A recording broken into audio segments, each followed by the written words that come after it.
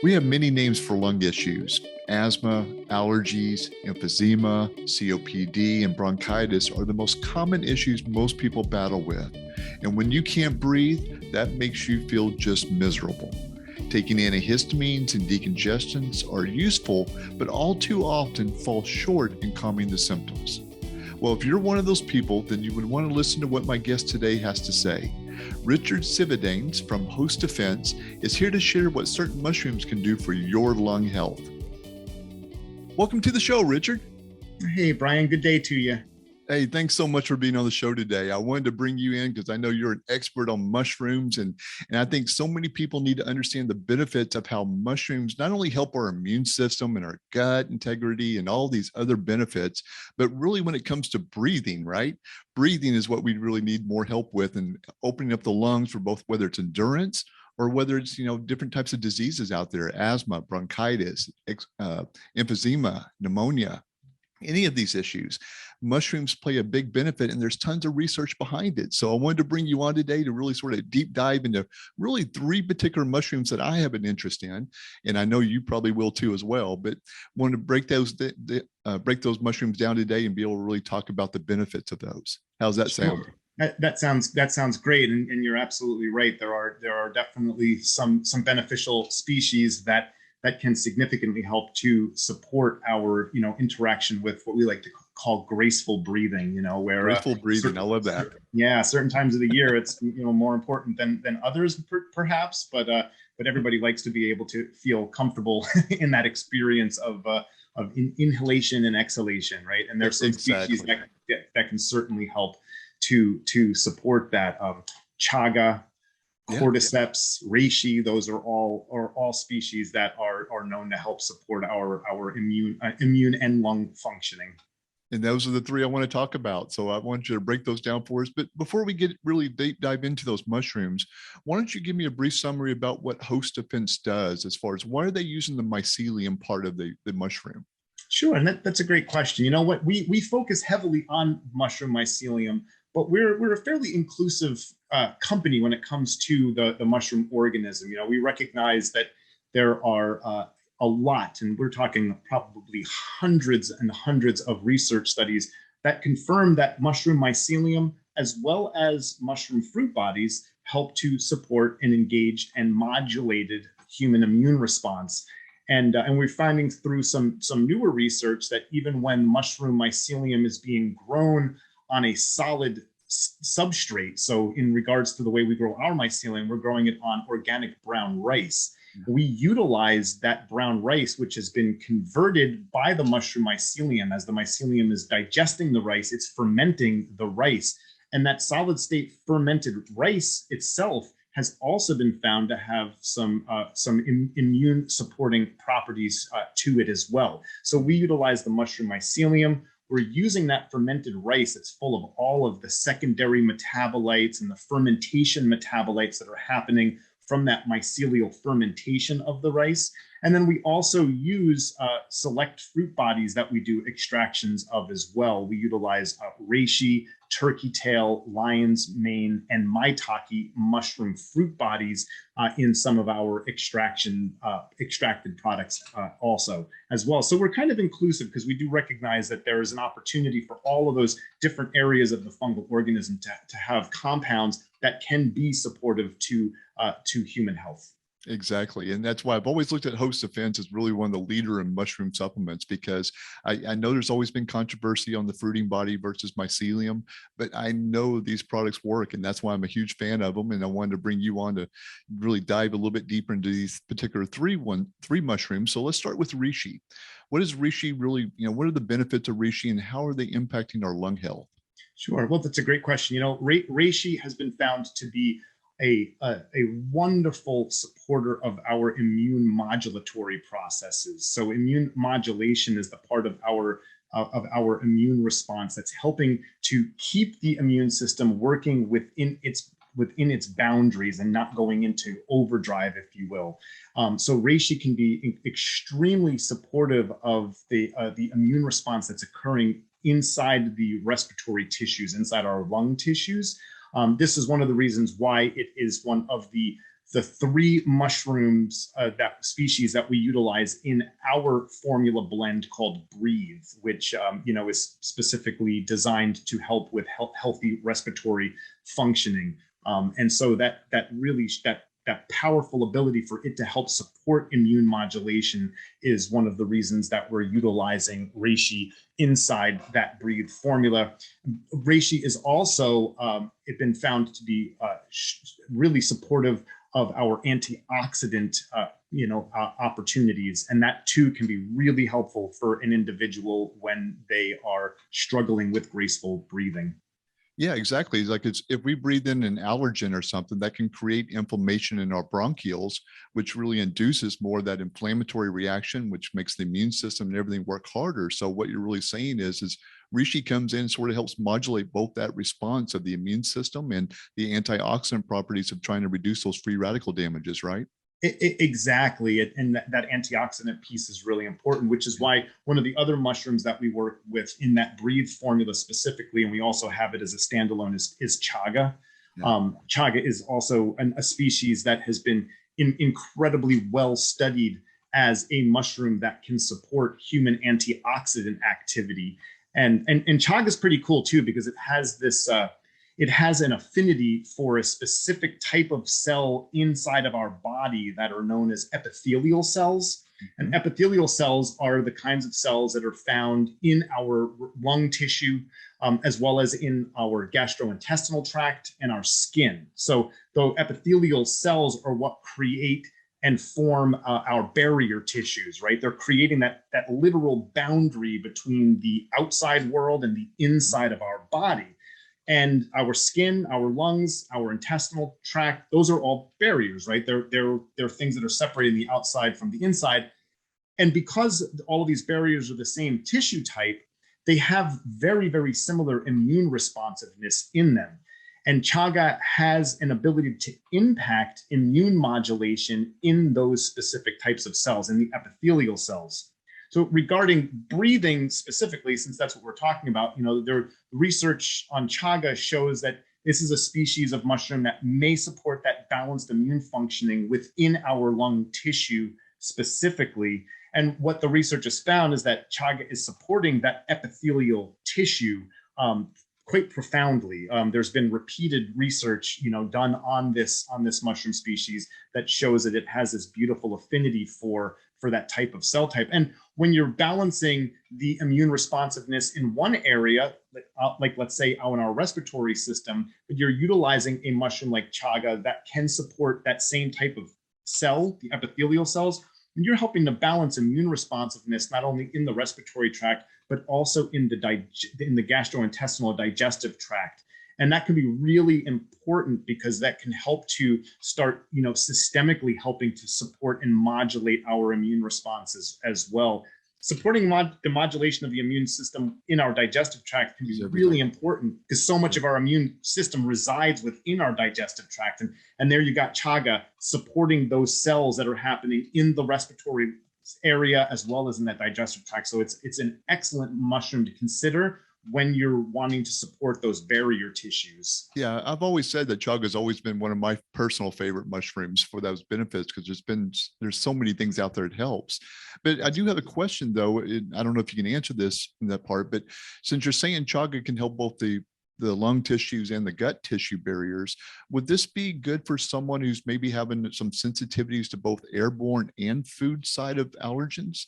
I think it's a great mushroom to consider for that because again, it's gonna help modulate the immune response in those epithelial cells, and that's where again that's lining both of those areas of the body. So you can have real potential for it to bring in again if you're balancing the immune response in both of those tissues at the same time. That's where you could really be impacting the ability for that immune response in the whole body as well. That's right, because a lot of our allergy symptoms that most people go through are lung issues, and that side is usually due to an overreactive immune system, right? It's attacking everything and creating histamines and mast cells and all these things.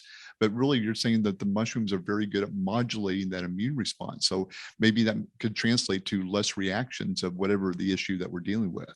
Yeah, and that's the hope for sure. And Yeah, again, chaga exactly. is one of those brilliant mushrooms. A lot of people, when you see pictures of chaga, it's a strange looking It mushroom. is. A lot of people just assume that's the fruit body when they see what is known as the chaga conch or the sclerotia. We don't wild harvest our chaga. We grow all of our chaga mushroom mycelium in our laboratories. But when you're seeing chaga that is being extracted from nature, that is not actually the fruit body. The conch or the sclerotia is hardened mushroom mycelium. The fruit bodies are rarely found in that species. See, I And had just learned that recently myself. I did not know that because I used to order the chaga bark to come in through, by mail before Host Defense really came out in the supplement form of it. And I did not realize that that was not the fruiting body part of it. yeah, I most thought it people was this don't. whole time. Yeah, and that is a very common thing that people just assume. Even the way that it looks, it doesn't look like Yeah. mycelium, is because Yeah. it's an older, hardened, dense piece of mycelium that is extruding from the tree that it's growing on. So that's Very one of those interesting. places where even if you're using wild chaga, it is still the chaga mycelium that is being utilized. It's not the fruit body itself. Yeah. Amazing. Mushrooms are just so fascinating to me. I mean, the whole ecosystem of how they work in nature and really supply nutrients, even to other plants, it's just incredible. Yeah, Just so they really fascinating. are. They are a brilliant kingdom that is literally being, like, more and more is being learned and understood about the way that they are able to Right. interact with the environment, support their environment's health, and well-being, and like you just said, and help to connect plants and trees together into these shared networks of nutrient and communication That's engagements, right. that are really, it's quite brilliant the way that Just they it is. It's tie so it all together. fascinating. So Yeah. let's jump into cordyceps, the third mushroom. Tell me Sure, and about those. maybe one of the strangest of them all, right? Cordyceps. Again, this is one that we in for Host Defense, we grow all of our mushroom mycelium and even our fruit bodies in our labs and grow rooms. Cordyceps, we grow just in the mycelial stage. Cordyceps in nature is known as an entomopathogenic mushroom, Okay, and what does that that means long word mean? right? I know I stumbled over it. It means that in nature, the cordyceps, it generally tends to invade insects and grows out of insects as opposed to wood or soil. Now our cordyceps is not grown on insects, That's so good for to anybody know. who's wondering, it's a vegetarian cordyceps that you're using. But this is a mushroom species that has been utilized for a very long time to support healthy lung functioning. It's known to help support oxygenation of our body. So that immediately puts it into a place where it helps to support things like athletic Yeah, performance. sports, exactly. It helps to increase our ability for energy. It helps to support a person's libido because of this improvement in energy and oxygenation. There's been studies done, like in healthy athletes, where cordyceps has been shown to help increase blood oxygen, or sometimes what's known in athletic circles as VO2 max. It has this really interesting ability to relax our bronchial tubes. So if a person's having a difficult time inhaling oxygen and air into their respiratory system, cordyceps helps to relax those bronchial tubes, so we're able to breathe in a fuller, lungs full of air.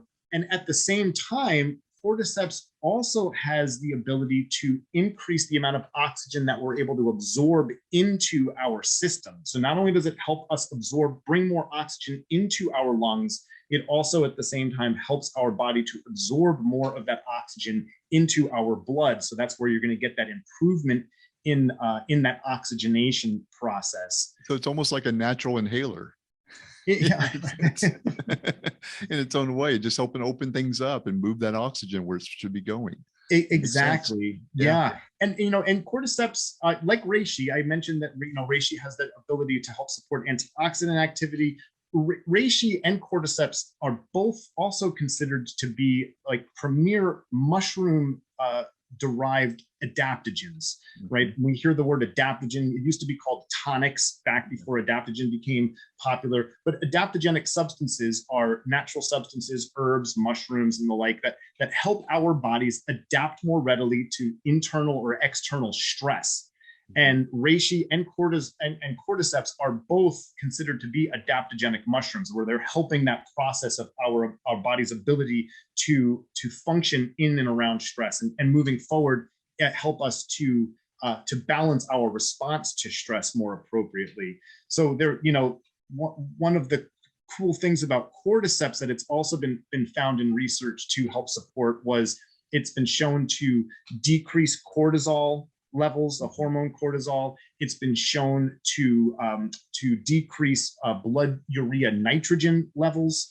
And both of those experiences help to reinforce its traditional use as an adaptogenic mushroom, right? Where, again, a substance that is helping us adapt to stress more. And that right there, that's great also for anyone who's wanting to maintain more opportunity for, graceful respiration, and helping to maintain that kind of, again, the balance, the homeostasis of the system is really, where we have the best opportunity for vitality to be happening. Mm-hmm. And another great benefit, I mean, I know you sort of said it in a different way, that because it's helping to move oxygen, cordyceps being that it's helping to move oxygen, it's a great mushroom for energy, right? I mean, as far as really helping with more energy, natural energy, where it's not such a stimulation like caffeine gives us. But, I know Host Defense has an energy formula with cordyceps in it too as well. It's been a very popular one for a long time. Absolutely. And in that energy formula, which we do combine mushrooms and herbs in that energy formula, but you'll also find the mushroom reishi in there. And again, so reishi and its adaptogenic capabilities has been found to help support more of like the prolonged day-long energy. So helping to support our endurance, if you will. Whereas cordyceps has an ability and an affinity to support more of our immediate energetic needs. So utilizing both of those in combination are going to help your body's constitutional energy have more of an opportunity to be able to support you throughout the day without you feeling like necessarily the slumps that are going to happen, especially if it's an individual is used to only getting their pickup by, their caffeine jolt. And then after the caffeine comes out of their system, partially, they're starting to feel that reduction in energy again, whereas the adaptogens help potentially provide the more prolonged experience of actually having constitutional energy, where you're feeling like you don't need the pick-me-up necessarily from that, your second or third cup of coffee or tea. No, it's a brilliant formula. When you put reishi and cordyceps together, I agree with you. I can see why it helps with graceful breathing in many ways.